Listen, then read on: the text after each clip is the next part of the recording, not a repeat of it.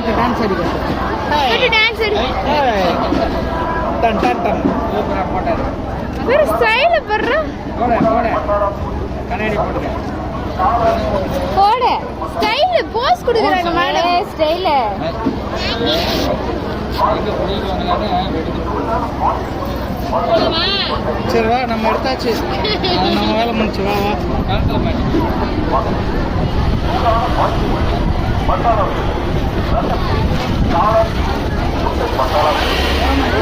கால்ல மாட்டி மாட்டிக்குவேன்